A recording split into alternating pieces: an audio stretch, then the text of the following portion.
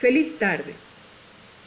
En este segundo episodio vamos a estar trabajando con los esenciales del método fenomenológico hermenéutico según von Herbert Spiegelberg y también algunos mitos en investigación educativa.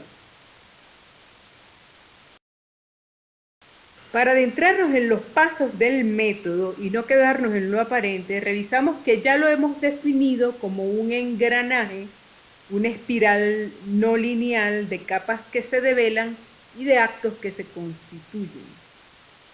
La conexión matriusca nos recuerda que la secuencialidad de los pasos lleva a revisar la idea de la recursividad, no como causa y efecto, sino como interacciones en un ir y venir de elementos que se conectan y se afectan dentro de su propia y originaria estructura.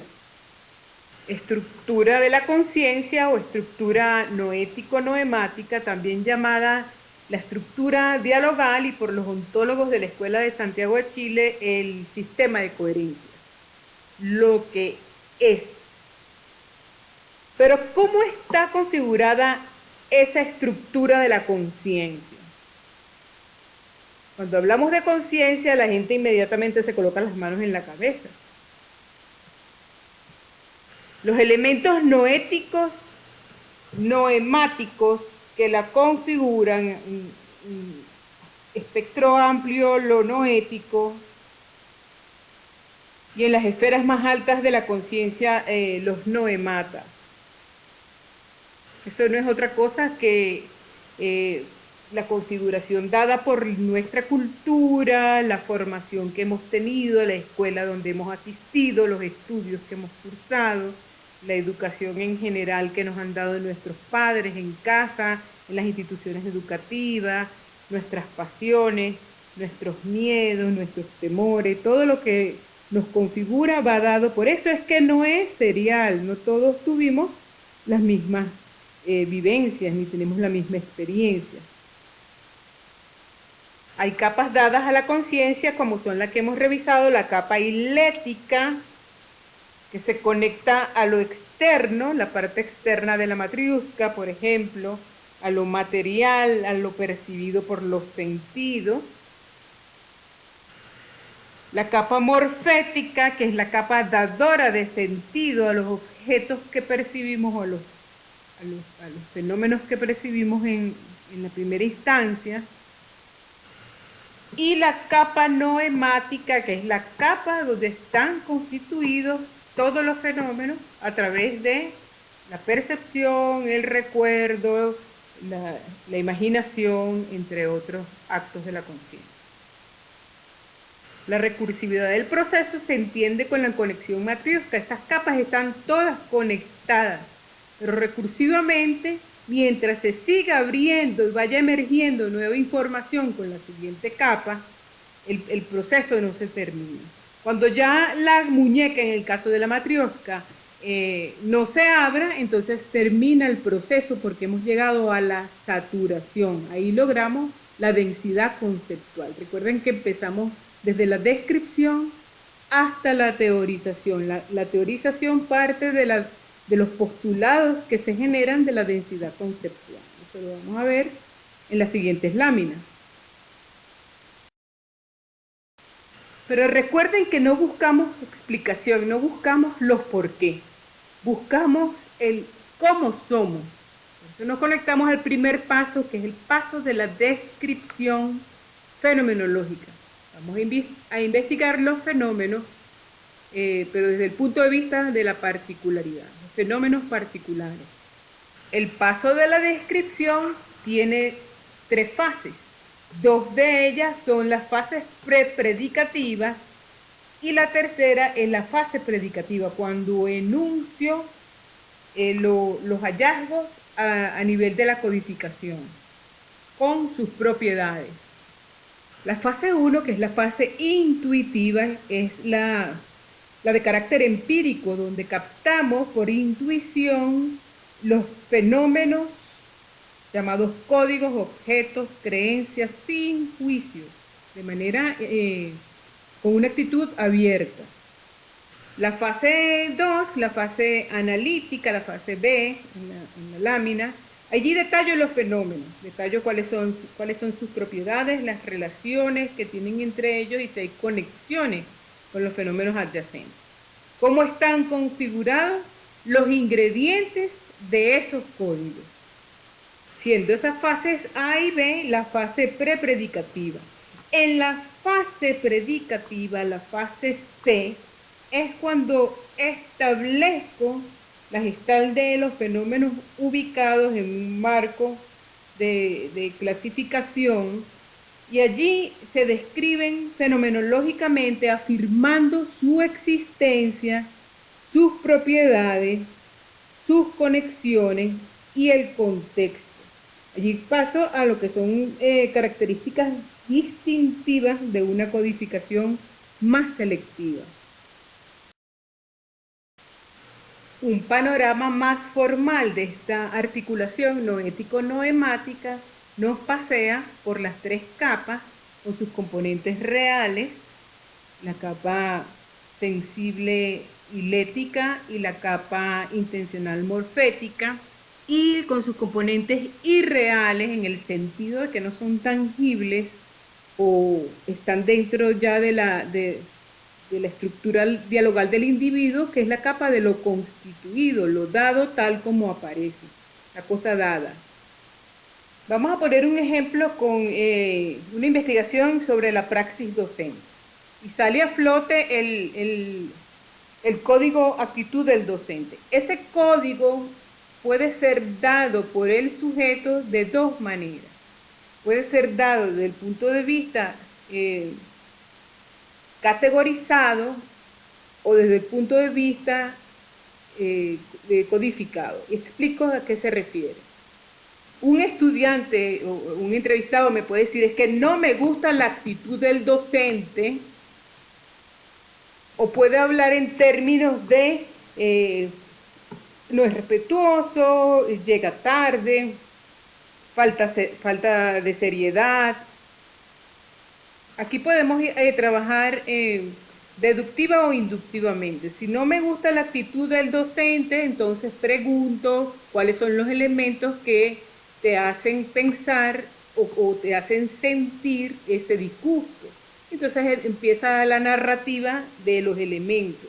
No es empático, no se autocontrola, dice malas palabras, es falta de respeto, es aprovechador.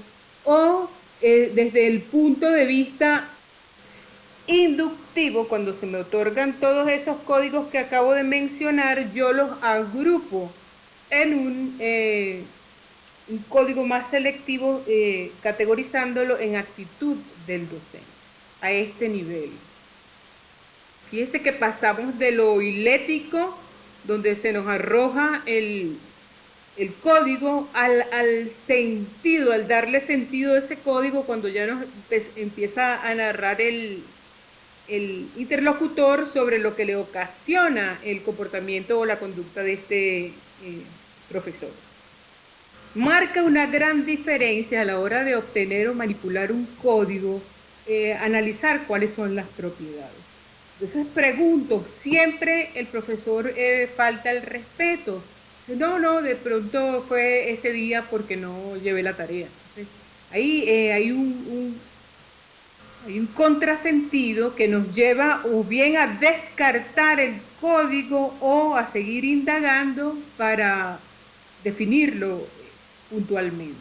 Para ello trabajo con los otros informantes en caso de que los tenga y hago la comparación para poder saturar ese código, incorporarlo o descartarlo. Muchas veces yo insisto en que la entrevista abierta y a profundidad debe ser acompañada por la observación en el acto de llevar a cabo la entrevista. Hace poco una persona que estaba todo el tiempo conectada por la red me decía, oye, pero ¿cómo es posible que no hay internet, no hay equipos, no hay tabletas, no hay computadoras para hacer las tareas? Y pero revisa lo que estás diciendo, porque estás conectada prácticamente todo el día, tienes un equipo celular inteligente. Entonces, muchas veces tenemos que llevar a la reflexión al sujeto para que se dé cuenta si es así que lo concibe o sencillamente está poniendo una excusa para no trabajar. O si realmente manejan la creencia de que no contamos con el aparataje suficiente para llevar a cabo ese proceso de aprendizaje. En el paso 1 revisamos las esencias particulares, los detalles. En este paso número 2 vamos a investigar las esencias generales.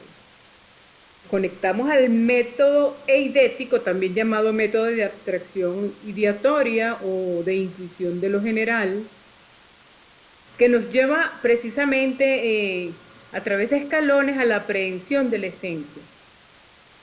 Spiegelberg dice en su libro, no hay una intuición, recuerda que intuir es captar, no hay una intuición adecuada de las esencias generales sin la intuición antecedente, que puede ser simultánea, de esos detalles ejemplificadores. Entonces, yo voy de las partes a lo general, voy de los códigos a las categorías. Estos códigos tienen componentes básicos, variantes, matices, grados y características que me invitan a posicionarlos en un escalón más elevado llamado categoría, donde se pueden relacionar varios códigos y ser agrupados en un solo código superior, por decirlo de alguna manera.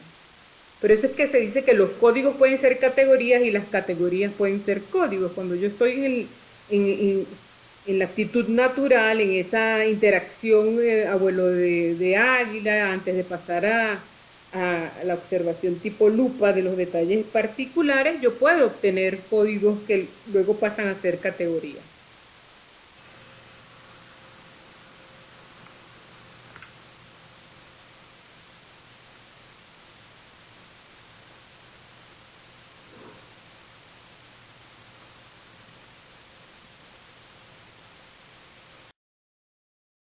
A este punto resalto que en el fenómeno del círculo cromático que estamos viendo como ejemplo, se reconocen tanto las individualidades con sus detalles, así como la esencia general, pero ambos lucen diferentes.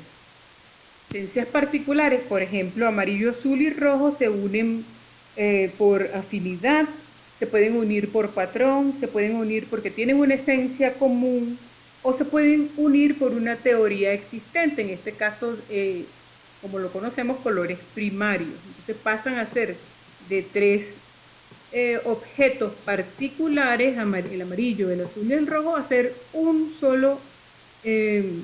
sola esencia denominada colores primarios, la categoría de los colores primarios, y así sucesivamente lo puedo organizar como por categorías de colores brillantes, colores claros, colores oscuros, colores análogos.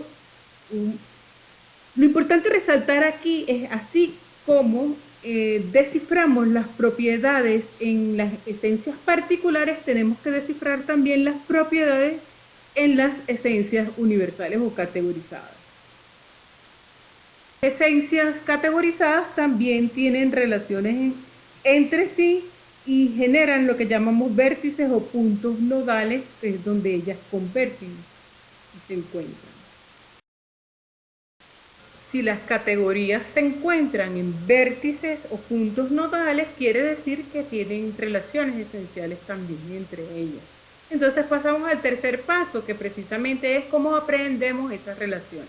Hay dos tipos de aprehensión: las relaciones dentro de una sola categoría, una sola esencia, o las relaciones entre varias categorías o varias esencias.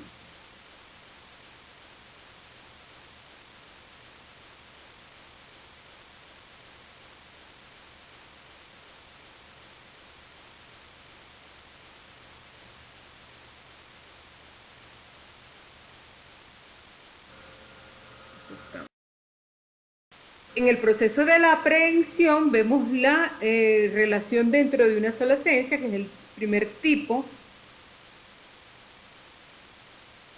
Y esto se hace viendo si las características que la componen, que la configuran, son importantes para que ésta se sostenga. Por ejemplo, el triángulo. Tenemos un triángulo con 3 lados, con 3 ángulos, con 3 vértices y ciertas formas y tamaños. Y tenemos 3 letras en cada uno de los lados, A, B, C. Son todos estos componentes necesarios y requeridos por la esencia triángulo para que se sostenga. Sigue siendo un triángulo si suprimo uno de sus elementos. Y no solamente si lo suprimo, sino que sigue siendo un triángulo si sustituyo ese elemento por otro elemento o si agrego uno más.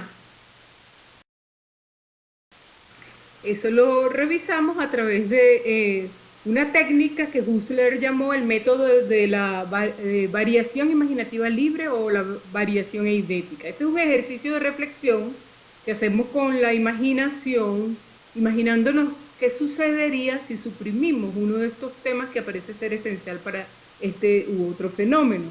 Y al hacerlo constatamos lo que sucede. Vemos qué sucede cuando omitimos los componentes y qué sucede cuando los reemplazamos por otros. Es importante resaltar que en esta etapa del procesamiento no me voy a concentrar en lo analítico, en el detalle, sino en el todo de la esencia. No solo separarlo en partes y en componentes, sino analizar el nexo que hay entre ellos y en cuanto a la síntesis, ver si es un nexo por necesidad, por posibilidad o por imposibilidad. Hay 3 posibles resultados del ejercicio con la técnica o método de variación imaginativa. El primer resultado, cuando se hace la omisión o reemplazo de uno de los componentes del fenómeno, puede ser que este no se vea afectado, lo que nos dice que no es esencial. En el segundo caso, puede ser que cambie la gestal relativamente, entonces hay una necesidad esencial que es relativa. Y en el tercer caso, el fenómeno desaparece, se afecta totalmente, que destruye su esencia. De ahí es necesario absolutamente ese componente. Hay que tener en cuenta la falacia meriológica. Brentano, el maestro de Husserl, decía que hay una tendencia en confundir la parte por el todo. Estas unidades de significado que van surgiendo, se van relacionando y se van convirtiendo en partes más categorizadas de un todo, no necesariamente, aunque pierdan las propiedades de las individualidades, son el todo unificado. Ellas en sí son un nivel del todo. Esto lo explica muy bien Ken Wilber cuando nos remite el concepto Olón. Si no he saturado completamente la información, tengo que tener en cuenta siempre esa técnica de saturación teórica que va en tríada con la comparación constante y el muestreo de las vivencias, que son las que me van a llevar a la condensación. Porque si yo tengo varios elementos y esos elementos se convierten en una categoría y tengo 2, 3, 4 categorías, puede ser que esas categorías sigan subiendo escalones y se conviertan en unas dimensiones más amplias y más abarcadoras de categorías. Yo puedo tener, por ejemplo, diferentes individualidades como uso de la computadora, uso del paquete de Microsoft Office, uso de XYZ aparatos o sistemas, y los categorizo, los agrupo en el uso de la tecnología.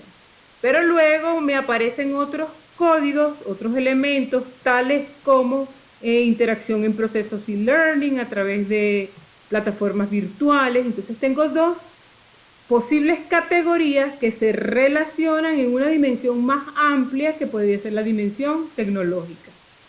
Entonces tengo que llevar a cabo ese análisis en la esencia, pero también esa síntesis entre varias esencias. Lo interesante de todo eso es que aquí lo que nos importa no tiene que ser solamente lo que está incluido en el concepto con sus diferentes elementos, sino los referentes ónticos de ese concepto con otros conceptos.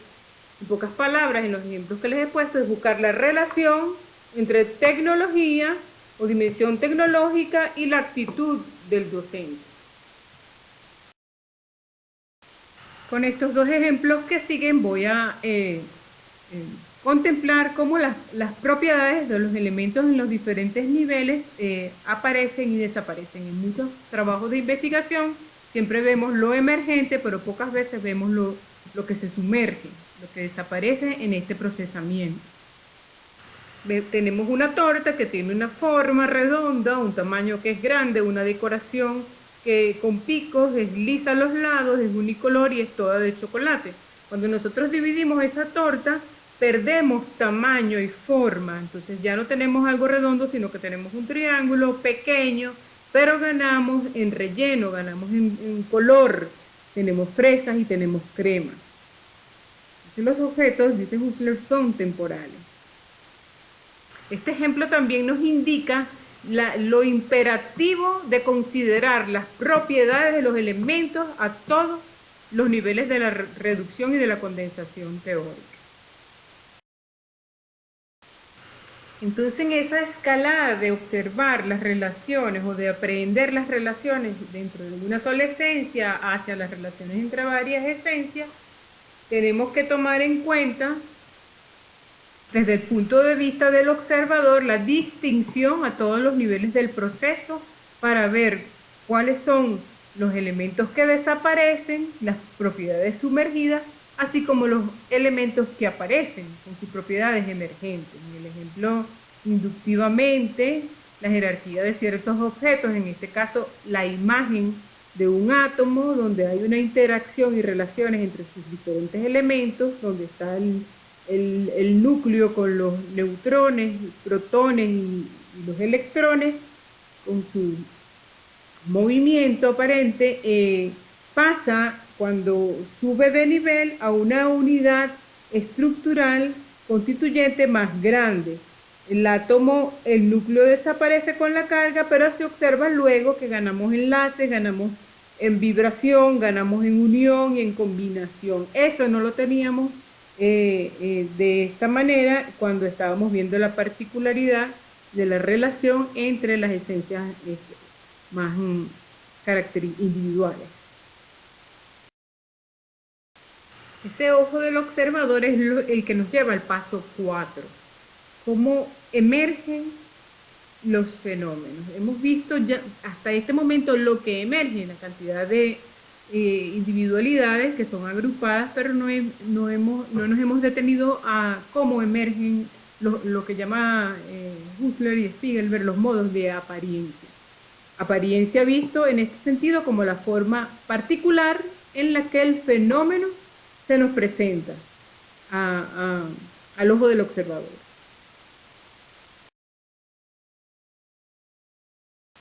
Los objetos tienen, según Husserl, 3 capas de apariencia o formas de emerger. La primera capa, que llama la capa de los lotes vacíos, es cuando nosotros miramos un objeto como un todo. Por ejemplo, esa naranja, cuando lo vemos de frente, no estamos viendo todos los lados que lo configuran.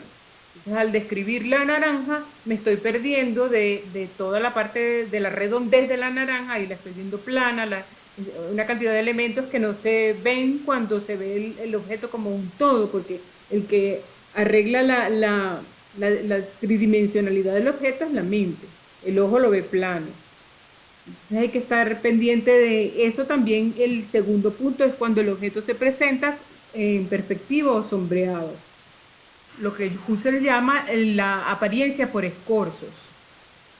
Hay que ver el momento en diferentes ambientes, en diferentes momentos del día, no solamente ir en una oportunidad de revisar si no es la perspectiva puede cambiar de la mañana a la tarde. La perspectiva puede cambiar si me acerco al sujeto en el momento en que ha tenido un percance con con el fenómeno. En el caso del profesor, si quizás el profesor no era grosero, sino que en ese momento se portó grosero. Pero si voy en la tarde, entonces haber una reconceptualización de lo que había notado en la mañana. Entonces hay que ver el objeto en diferentes matices también, ¿no? Pueden mirar algunas consecuencias, rastros o marcas que dejan esos objetos a la hora de ser analizados. El tercer modo es el que se llama, el objeto aparece en modo de claridad. Esto es cuando el objeto es velado por alguna o X circunstancia, bien sea por falta de recuerdos. Es el ejemplo más o menos de la piedra en el zapato. Tengo una piedrita en el zapato que me está molestando, pero llega un momento que me acostumbro a la piedrita, no quiere decir que no me esté haciendo daño. Entonces nos invita esta tercera capa a iluminar los puntos ciegos del objeto, del observador, para ver cómo realmente se presenta el objeto en una circunstancia diferente. Pero ninguna de estas tres capas es jerárquica. El objeto o el fenómeno se aprehende tal cual como se aparece. Solamente hay que tener diferentes formas para verlo como emerge.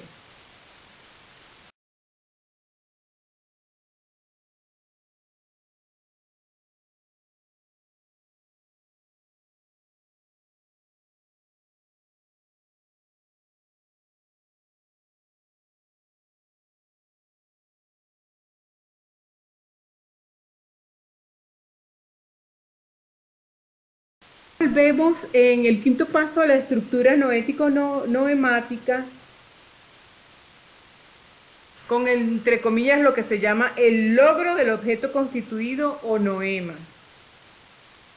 Husserl dice que los objetos conscientes en la conciencia no están así como para ir y agarrarlos como dentro de una caja, sino que primero se constituye como lo que son para nosotros y como lo que cuenta. Recuerda que hablamos temprano de la temática y cómo se nos da ese objeto y las formas como el objeto eh, aparece, bien sea a través de la percepción, a través de un juicio, de un recuerdo, de la imaginación o de la memoria, que pasan a ser los actos constituyentes del objeto. Si yo voy de visita a una nueva ciudad o un viaje, llego a un hotel y llego de noche, empiezo a imaginarme cómo llegué yo ahí. Tengo una idea muy confusa de cómo llegué, cómo es ese nuevo patrón espacial, cómo es el lugar, cómo es la ciudad. Apenas amanece, pasa un día, gradualmente comienzo a conectarme con esos nuevos espacios y comienzo se reintegran a mis patrones ya conocidos. Pasan 3 días, ya estoy como Pedro por su casa. Entonces vamos entrando, empezamos a ver en los elementos del nuevo espacio, vemos entradas, vemos salidas, vemos escaleras, vemos un restaurante, vemos edificios, vemos calles. El nuevo patrón se sedimenta en nuestra constitución, en nuestra estructura y toma forma en la mente. Ese es un proceso espontáneo, ese es un proceso que puede ser explicado con relaciones conceptuales y puede ser teorizado. Y ese proceso de constitución fenomenológica, como usted le llama, es un proceso de cristalización gradual, es de carácter sintético, eh, tanto en cuanto a sus propiedades, relaciones y categorías, como lo hemos visto ya, y es una actividad que puede ser analizable y describible, dando lugar a nuevos niveles de constitución.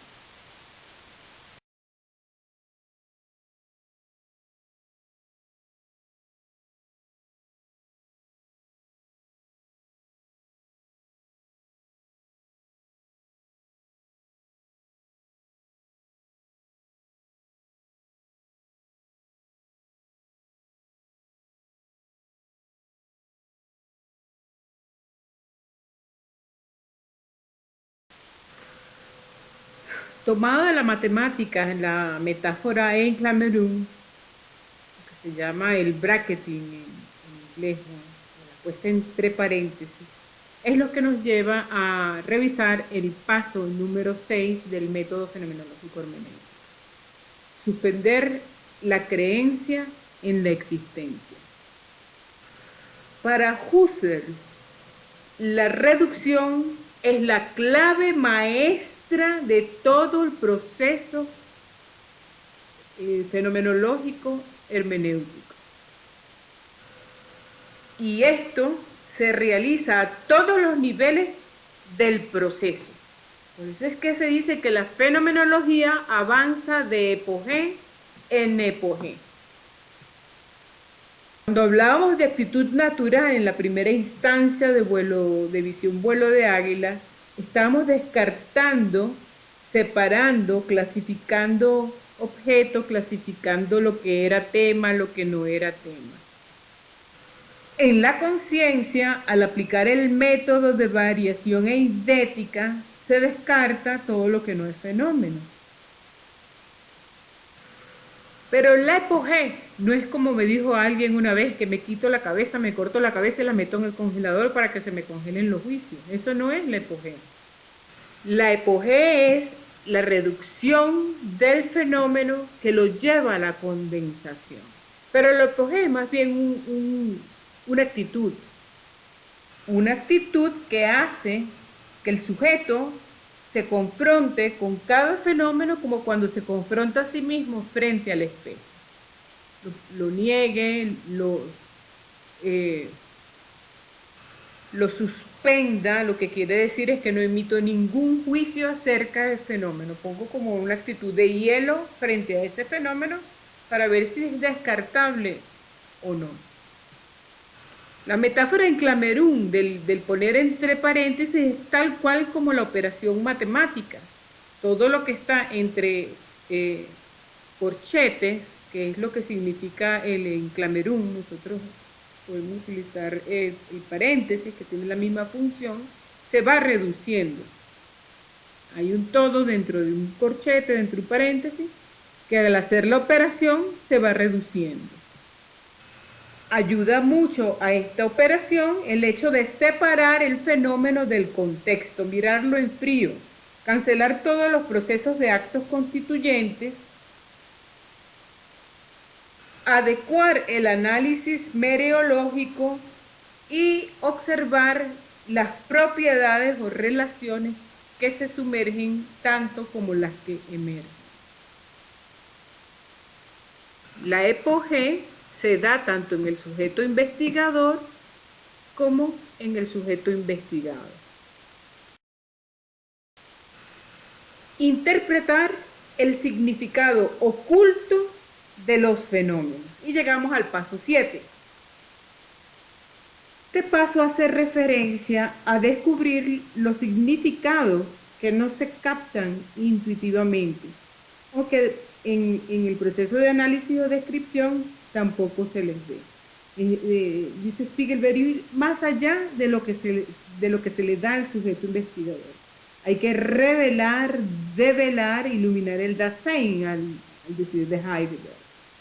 Entonces, lo interesante es que contrastando con la fenomenología, donde se ve el comportamiento intencional desde el punto de vista de lo que se conecta a la conciencia como esencia para configurarla, no en mata, en esta oportunidad la hermenéutica ve lo que está en el mundo hilético y nos invita a descifrar asuntos como estados de ánimo, mensajes entre líneas, todo lo que subyace en lo material y lo que es evidente o lo que se hace evidente en la experiencia. Heidegger dice, hay que iluminar al Dasein, hacer lo que él llama la mirada ontológica para ver cómo estamos viendo en el mundo, en este caso, aparente. Entonces consideramos con esto que el método fenomenológico hermenéutico, según von Herbert Spiegelberg, no son 7 pasos secuenciales, sino que es un todo no fragmentable cuyo centro es el fenómeno.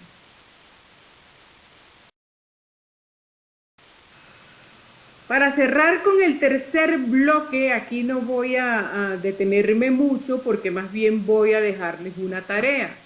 No solamente ustedes me van a preguntar, sino que yo también les voy a preguntar si están ahora en la capacidad no solo de identificar algunos mitos en investigación educativa sobre cómo estamos haciendo fenomenología hermenéutica, luego de haber visto en este compartir el proceso en su detalle.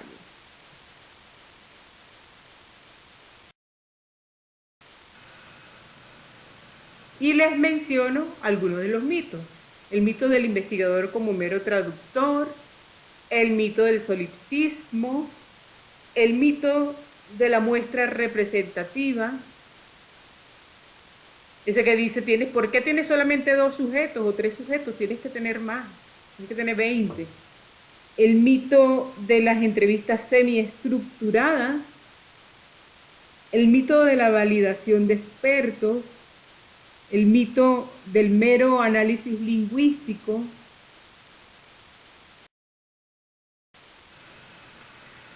el mito de la causalidad, el mito de la objetividad, el del micro, meso, macro, el mito del wiismo, el mito de la confiabilidad, el mito de la operacionalización de las categorías y el mito del mero análisis lingüístico en fenomenología hermenéutica. ¿Y tú? ¿Tienes otros mitos?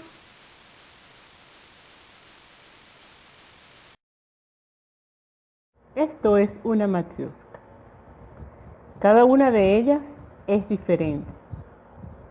Cada una de ellas forma parte de un todo, forma parte de un tema, ya que cada matriosca tiene su tema diferente. Es imposible encajar una matriosca de este tamaño en una pícola pequeña matriosca de este tamaño.